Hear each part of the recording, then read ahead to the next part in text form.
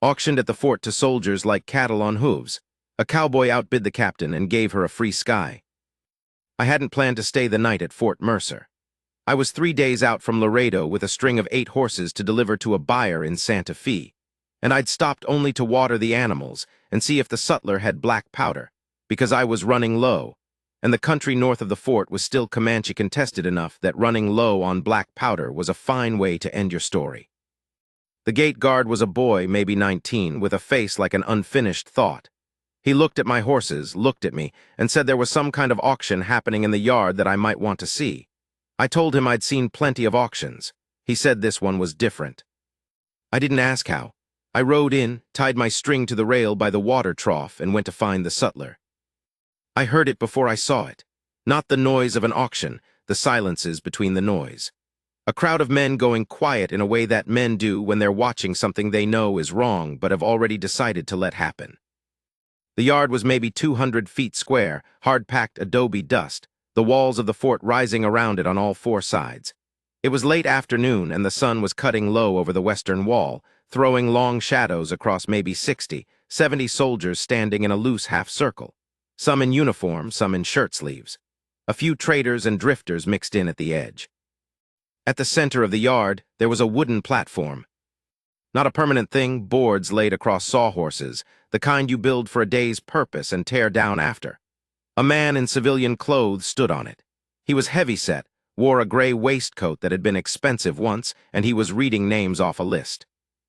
I worked my way through the edge of the crowd to get a better sight line to the sutler's building. That was when I saw the line. 7 women, standing in the shade of the north wall, a soldier at each end. Some were young, some were not. Some had the look of women who had been moving for a long time and had nowhere particular they were headed.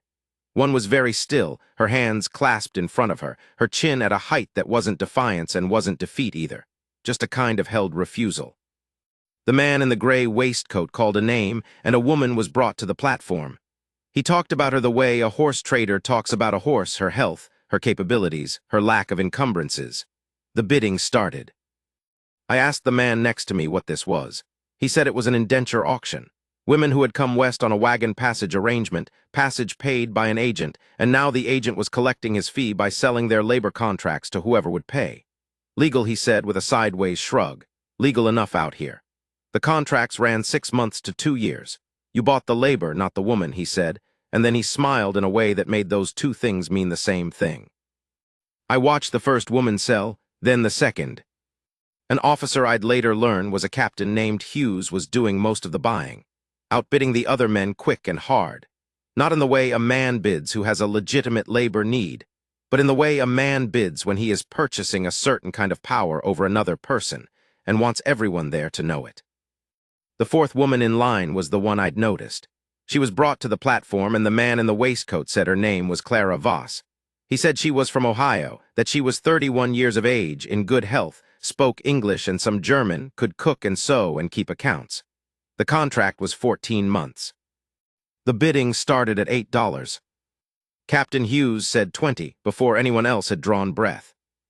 Clara Voss looked out over the crowd with those eyes of hers, and I will say this. She was not looking for rescue. That is important to understand. She was looking at the situation the way you look at a terrain you have to cross, measuring it, finding the logic of it, not asking anyone for help, because asking had probably stopped being a tool she trusted some time before that afternoon. I don't know exactly when I moved. I remember the dust under my boots and the sound of the sun-baked crowd and Hughes saying $40 in that tone of a man who has decided to end a conversation, and I heard myself say 50. The crowd shifted. A few men turned to look at me. I was trail dirty, 3 days of dust from the Laredo road on my coat and my hat, nothing about me that said money. Hughes turned around. He had the face of a man who was used to being the largest thing in the room. He said 60. I said 75. There was a pause. Some part of me was calculating. I had the Santa Fe money on me, the advance the buyer had sent, which I was not supposed to touch. I was touching it now in my head, counting it against what I might owe. Hughes said $100. I said 120. He looked at me for a long moment. He looked at my horses at the rail. He looked back at me. He said 150, and there was something flat in it, The kind of flat that means a man has decided to make this a matter of pride and will go as high as pride requires. I said $200. The yard went quiet. I didn't look at the woman. I was looking at Hughes, and Hughes was looking at his own calculation, which was somewhere between the money and what it would cost him in front of his men to lose this. He waited a long time, long enough that some of the soldiers began to look at their boots. He didn't bid again. The man in the waistcoat said sold, and I walked up and counted out $200 in notes onto the board and took the paper he handed me, which was a contract for 14 months of labor. I folded it and put it in my breast pocket without reading it. Clara Voss stood beside the platform. She watched me do all of this, and she didn't say anything. I said, I'm going to tear this up, but not here. He looked at me, the waistcoat man, and I said, you'll get your accounting, but I'll do it my own way. He looked at Hughes. Hughes had already turned and walked back toward the officer's quarters, which was information about him. The waistcoat man looked back at me and said, I suppose what you do with your contract is your own business. I said, that's right. I walked Clara Voss to the water trough where my horses were tied. She walked beside me, but not close. We stood there in the sun, and I could feel the eyes of the yard still on my back, and I didn't care about that. She said, what do you want for this? I said, nothing. The contract's trash. I'll burn it tonight. She looked at me then with a measuring look, not grateful. She hadn't decided yet what I was, and I respected that. I said, I've got 8 horses to deliver to Santa Fe. I could use a decent cook on the trail and someone to spell me on night watch if you're willing, and I'll pay you wages for it, actual wages, not some fool arrangement. After Santa Fe, you go wherever you want. That's the deal. You don't owe me anything, and I'm not keeping accounts. She thought about that for a moment. She looked at the horses. She looked at the gate of the fort and then at the country beyond it, which was long and flat and going gold in the late light. She said, I can cook. I can also shoot. I said, good, we leave at first light. That was how it started. I don't know what I'd expected from the next 3 days. I've been alone on the trail long enough that having someone else in the camp felt strange in the way all unfamiliar things feel strange. Not bad, just requiring adjustment. She was quiet in the mornings until she'd had her coffee. She was precise with fire, made it small and hot, no waste, which told me she'd made a lot of fires in a lot of places where fuel was scarce. She didn't ask me questions, and I didn't ask her any. The horses liked her. That was the first thing I noticed.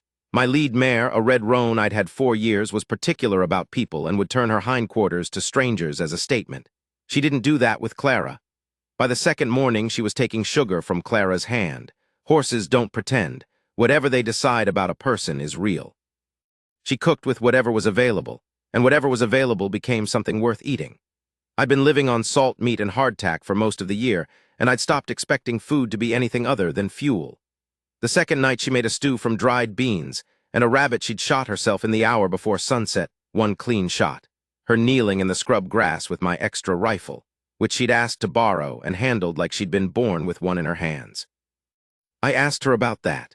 She said her father had been a hunter in Ohio, that he'd died when she was 15, that after that things had gotten complicated, and she'd eventually ended up on a wagon heading west like a lot of people who run out of options in one direction and start looking at the other. She didn't say more, and I didn't push. I knew how that kind of story felt from the inside, the place where the telling stopped being worth the energy. We rode the second day through country that was more open than the first, the kind of flat that looks safe from a distance and isn't. Comanche range, technically. We hadn't had open trouble in this corridor for a couple of months, but I told her what to watch for. She listened the way you listen when you know the information is for your survival, not your entertainment. Around noon, she said, without looking at me, "Why did you do it?" I said, "The auction." She said, "Yes."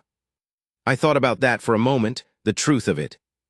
Not the answer that sounded good, but the actual answer, which was something I'd been examining from several angles since the moment in the fort yard when I'd opened my mouth. I said, I've bought and sold horses my whole life. Some of them were horses that deserved better than what they were about to get. You do what you can when you can do it. She looked at me. I kept my eyes forward. She said, I'm not a horse. I said, no, you're not. And a horse can't agree to the terms, which is why I gave you the choice. Another silence. The roan's hooves on the dry ground, wind from the northwest, the smell of sage. She said, most men who do something for a woman expect something back.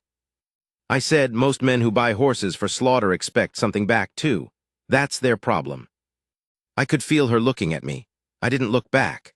After a while she turned forward and we rode another mile without talking, and it was a different kind of quiet than it had been before. The third day the country started breaking up.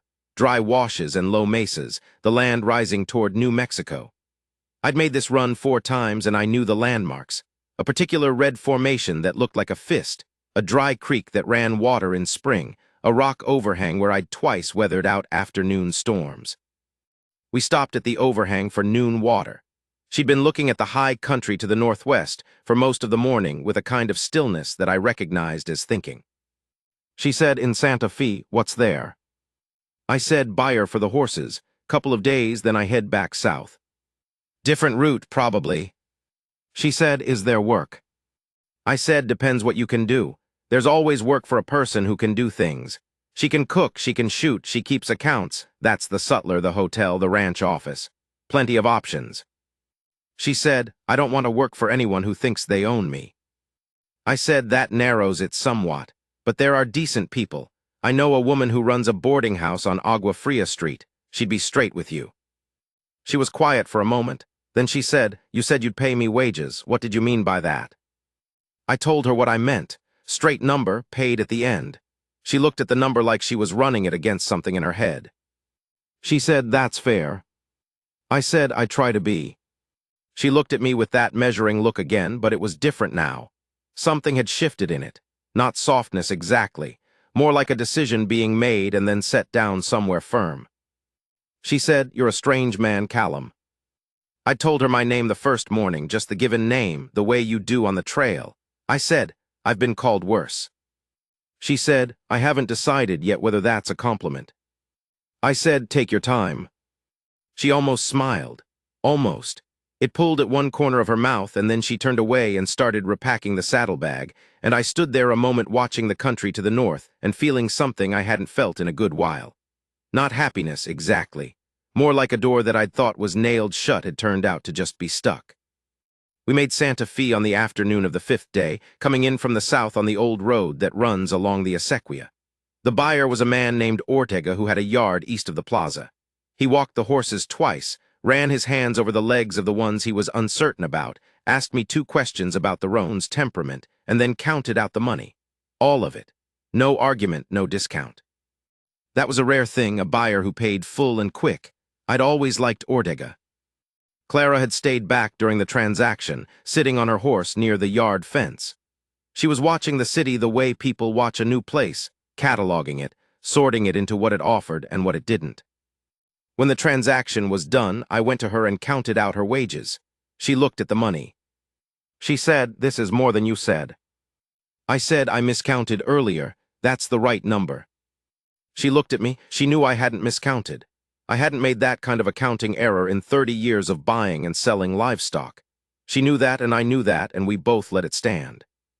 She folded the money and put it in her coat pocket. She said, thank you, Callum. I said, come on. I'll take you to Senora Delgado's place on Agua Fria. The boarding house was a long, low building with a portal and clay pots of red flowers along the wall. Senora Delgado came out when she heard horses. She was a woman in her late 50s, broad and steady, with the kind of face that had seen enough of the world's nonsense to be done performing surprise at any of it. I introduced Clara. Senora Delgado looked at her the way she looked at everything, a clean assessment, no ceremony. She said there was a room. She named the rate. She asked if Clara could keep accounts. Clara said she could. Senora Delgado said, come inside and I'll show you the books. Just like that. One day on one end, another on the other, and everything rearranged in between. I had a drink at a cantina on the plaza, and then went to find a room myself. And that night, I sat outside on the portal of my lodgings in the cool dark, and thought about nothing in particular for a long time. I was heading south again in 2 days. I'd already told Ortega I'd bring him another string in the spring, which meant another run like the last one, down and back, horses and dust, and the long flat country going to gold in the late afternoon. That was my life, and I had no complaint with it. I'd lived it alone for a long time by then. A man doesn't always know he's gotten used to the absence of a thing until the thing shows up and he has to measure the distance. Clara found me the next morning. I was at the livery checking on the roan, who had picked up a slight tenderness in her near front heel that I wanted to look at again in daylight. Clara came through the livery door in the clean early light, and she looked different here than she had on the trail. Rested, maybe. She'd gotten a few hours of real sleep in a real bed, and it showed. She looked the way people look when they've been traveling toward something for a long time and have started, cautiously, to believe they might have found it. She said, "I talked with Senora Delgado this morning." I said, "Good woman." She said, "She told me some things about you." I didn't ask what things. I kept my hands on the roan's leg, running the tendon, feeling for heat. Clara said, "She said you bring horses through here twice a year. Always have. She said you're decent, which for her means something. She said you do what you say and say what you do, and she's never known you to get drunk and mean, which she says is rarer than gold." I said, "Senora Delgado talks a lot." She said she talks the right amount. I let go of the roan's leg and straightened up. Clara was standing about 4 feet from me, hands at her sides, and she was looking at me the way she'd looked at the territory that first day, measuring it, finding its logic. She said, "I want to ask you something." I said, "All right." She said, "In the spring when you come back through, are you coming back through?" I said, "Likely, the route makes sense." She said, "Would you stop here?" I looked at her, she looked back. No softness in it, no performance. Just a woman asking a straight question and meaning it. I said I'd stop here. She nodded, that was it, no speeches. She reached out and put her hand on my arm, just once, just a touch. The way you touch something you want to confirm is real. Her hand was warm and steady, and she looked at me with those eyes that had measured so many things, and I knew what she was deciding, and I let her decide it. Then she said, "Don't be late." And she walked out of the livery and back toward Agua Fria Street, and I stood there with the roan's nose against my shoulder and the Santa Fe morning coming through the open door, the smell of fresh hay and cool air off the mountains, and I thought, there it is. That's what that is. The ride south was the same country I'd always ridden, the red formation like a fist, the dry creek, the long flat going gold. I stopped at the rock overhang around noon on the third day and sat out of the wind and ate and watched the northern sky. I thought about the fort yard, the way the crowd had gone quiet, the way she'd stood there with her chin at that particular height, not asking for anything, not expecting anything, the way she'd looked at the horses at the water trough and at the country beyond the gate.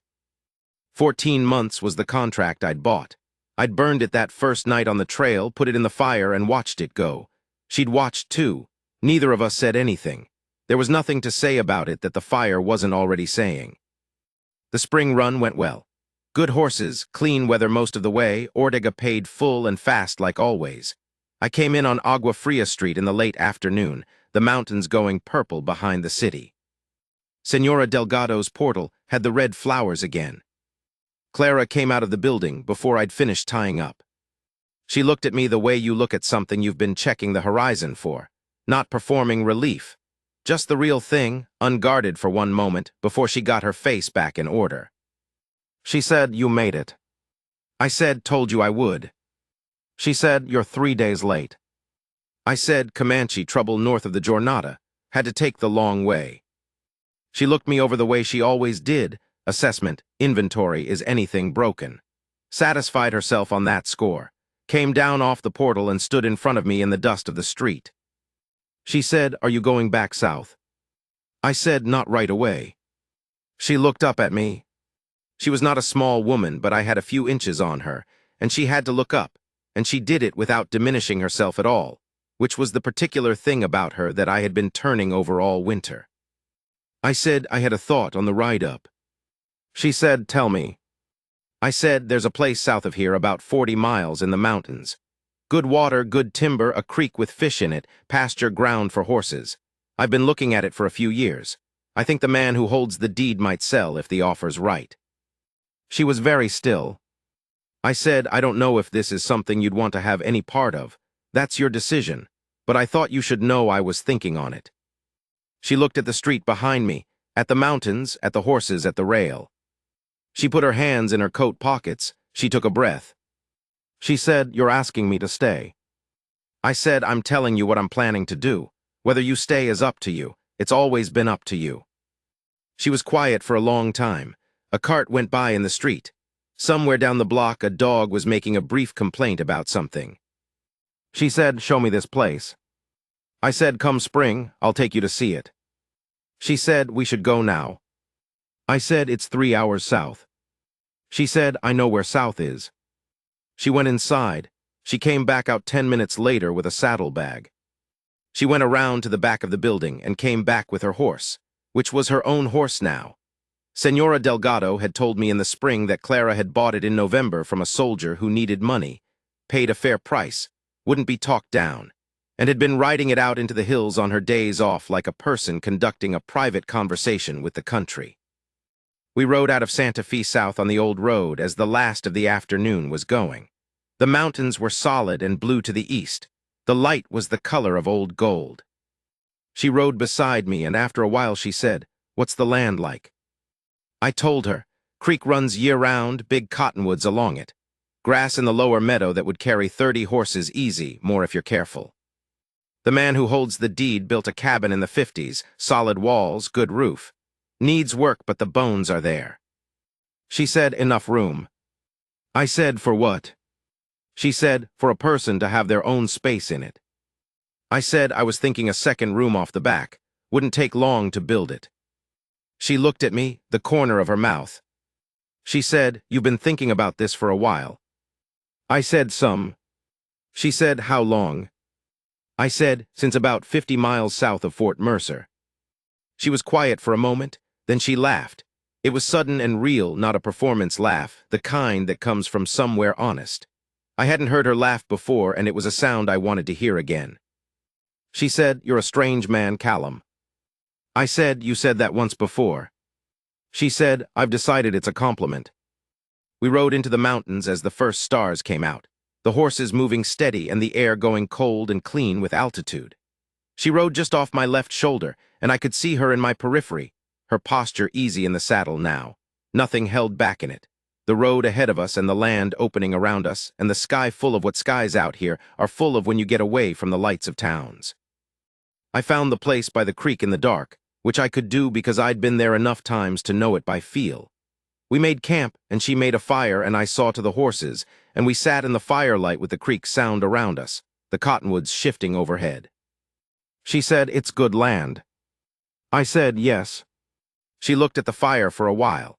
Then she looked at me, and it was the longest look she'd given me, all the measuring and accounting done, the decision made, just the plain fact of it between us.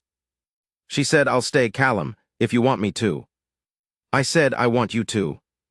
She nodded once. Then she leaned across and put her head against my shoulder for a moment, just a moment, the weight of it real and warm, and looked up at the sky through the cottonwood branches, the long, quiet sky of the high country.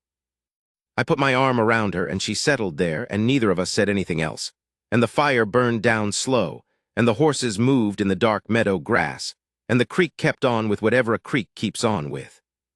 After a while she said, very quiet, I haven't belonged anywhere in a long time. I said, you do now. She didn't answer. She just stayed where she was, her shoulder against mine, the sky above us enormous and cold and full of light.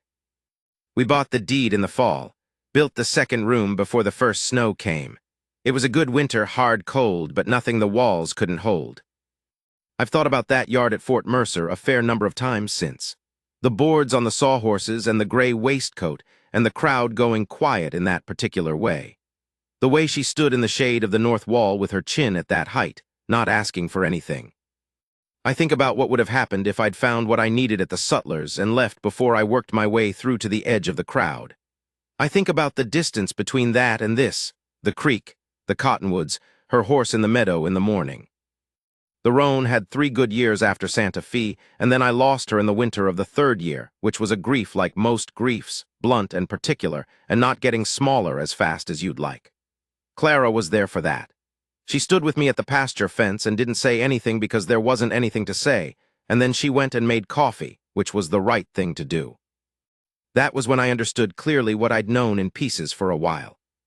What it meant to have a person who understood the shape of your grief without needing you to explain it. Who had their own grief, their own history, their own edges, and chose to be beside you anyway. She sees me plain, not what she wants me to be or what I was or what use I am to her. Just what I am. That is a rarer thing than good water in dry country, and I do not take it lightly. Some mornings I come out early before she's up, and I stand on the portal and look at the mountains and the light coming over them and the horses in the lower pasture, and I think, this is mine. Not the land doesn't belong to anyone, not really. But the life, the quiet of it, the dailiness, the creek sound through the cottonwoods. The sky, which she once told me she had spent a long time without. It belongs to her too, of course, that's the whole point.